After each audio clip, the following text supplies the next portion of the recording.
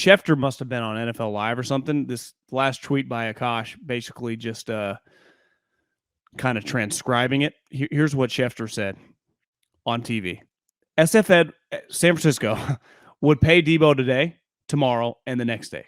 It's not hard to figure out what the contract would look like. This, I think, is Deebo not wanting to get a deal done. The 49ers are ready. Deebo's the one that put a halt to everything for right now. Interesting. So when he says it's not hard to figure out what a deal would look like, is he saying they're ready to pay him like Tyreek Hill and Devontae Adams? I have a hard time seeing them willing to do that. So but what does it mean? So what is he saying? Say read me that line again. The 49ers would pay Deebo Samuel today, tomorrow, and the next day. It's not hard to figure out what the contract would look like. I think this is Deebo not wanting to get the deal done. The 49ers are ready. Deebo's the one that put a halt to it all. Well, I mean, Deebo, is it also partly Deebo's agent going, I've got all three of these guys here. I want to get everybody paid the same amount of money. I got to get the Titans, the Seahawks, and the 49ers all in the same neighborhood. And I'm going to use my other two guys for each individual guy, right? So we're kind of in this together. Something in that, maybe. To me, it's not hard to figure out what a deal would look like. Well, yeah, I think it is, unless the 49ers are willing to give him 65 guaranteed. Yeah, to me, it's hard to figure out what a deal... Which maybe they are if it's a 5-year deal and they push everything back, but it's really a 3-year deal, right?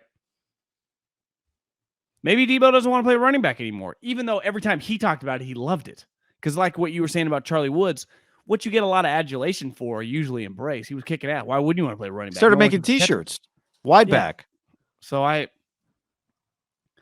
Now, from a money standpoint, maybe he realized, like, is this the way to go? Now, once you get paid, why does it matter? I don't know.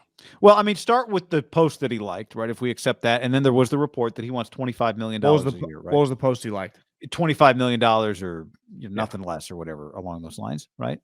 Pay me, motherfuckers! So if we just go off the average per year, Tyreek's is 30, Stephon Diggs is 24, Devontae's 28. Okay, so let's just start with 25. He wants 25. It would give him, I guess, of the deal signed kind of this offseason, it would put him behind Tyreek and Devontae, but 25 is 25, right? Well, to get to 25, you're talking about 4 for 100 or 5 for 125, right? And 5 for 125 would be more annual total. Sorry, would be a greater total value than Tyreek, which is 120. It would not be Devontae's total value, which is 140. These are not the real, these are just the basic numbers of the contract. So if he said, I want 5 for 125, okay, 25 a year, what would that guarantee then have to be? Would he take 60? Well, I mean, a $60 million guarantee is what Michael Thomas got with a $96 million contract. It's what Amari got with a $100 million contract. So I'm going to take, you have to do those percentages real quick, but yeah, you're basically giving me more fake money to make it look good, where it's actually not. Right. It gets a little more complicated. And so if you're short-term dealing me, you think I'm just a short-term little rental here at a high price, though. Yeah, but if you're the Niners, you don't want to give them. Do you want to give them 3 for 75, fully guaranteed? So I've given you $75 million. I have top Tyreek. I have top Devontae in the full guarantees, and then I got to do this again in 3 years. We'll deal with 3 years when 3 years comes, though, right? Okay. But you just don't give out those total guarantees for such a short. I wouldn't mind doing 3 years, 3 years, 75 guarantee and 62. Yeah, I mean, look, I look at it this way: if Amari got 60, I think Deebo is a more valuable. Amari had been immediately good when he got to the pros. I understand, but I also think Deebo right now is not as better. Yeah, Deebo is better right now than Amari was when he got that money. And Amari had, been dinged up a little here and there. Said that Amari looked like the next Jerry Rice early in his career. Guy Haberman said that. His footwork, John. He did. I mean, it was just his body language. Okay. One thing I think we learned about Amari doesn't not like football, but I don't think he loves football quite on Jerry's level. I wouldn't put him in the Tom Brady, Tiger Woods category of just being all in on it.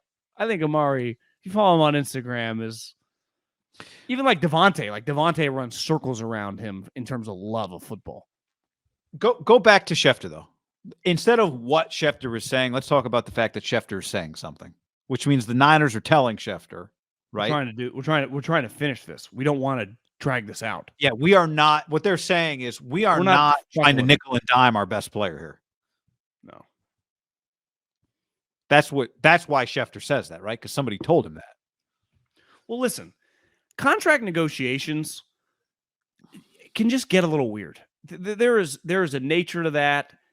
Hell, last year, DeAndre Ayton, the Suns refused to give him a max amount, and he's playing this year like he didn't get a new contract like most young guys of his status do.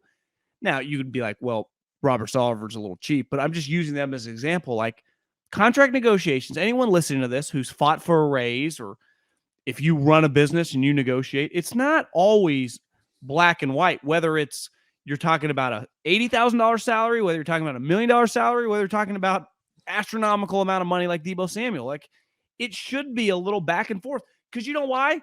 Your wants and needs, I would say 99% of the time, just aren't always going to align, because one side's always going to want more. One side's always going to want to get less.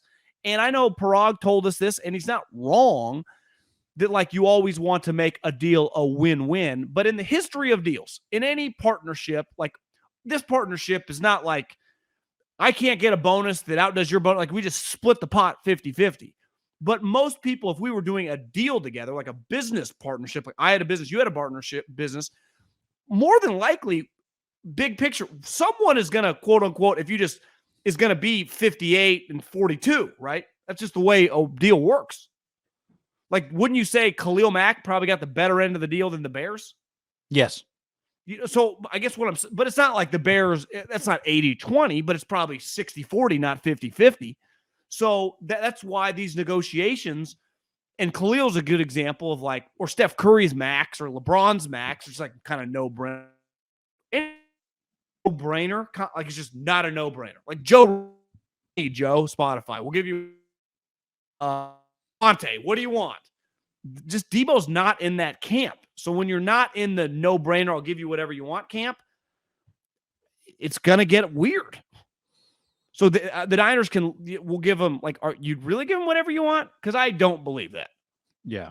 But I also think the Niners are not doing the exploding offer thing. It's April 19th. They know what they're willing to pay. And I think there's probably a security for the agents, for CAA here, to go, all right, we know what that is. We got to check on DK. We got to check on AJ. Let's try and do all these things together. Those guys are those three players are in a bit of a weird boat here too. Would you feel comfortable? Would you feel comfortable if you were in their individual shoes? Now they're all younger guys, so it's like we have more life experience. But I don't know if I'd love that. Well, that's what to me is weird. It's like, who would be the top dog? Well, also you're saying to your agent, well, what are they offering him? Well, I want to know what the Titans are offering AJ, but if I'm Deebo, I don't want AJ to know what the Niners are offering me. Now, maybe they do. Maybe they're sharing that information, but they each want to win the deal. They're going to get the same exact deal? Yeah, more than likely, one of them is going to trump the other at the end, right? Someone's going to come in last, even if it's $500,000 each. Like it's going to be $500,000. Well, the question is, it going to be the first guy that signs? Well, what if Handy's to like AJ? Well, Deebo's going to make a little more because taxes. You have no state income tax. You're going to end up making way more money. Gotcha. Yeah.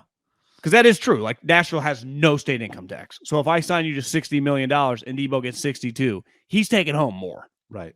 Deebo's going to get fucking crushed. I do think it's interesting that Schefter said that today, aside from all the little details, that the Niners are saying, look, man, we want this guy on our team, and we think we can do what it takes to make him happy. But we know the Niners don't ever just roll over and just hand out a blank check. Well, when Kyle and John eventually before Thursday, and they're in no rush because they don't have a pick till the end of the second round. Next Thursday, not this. Yeah, until the draft. So, whatever.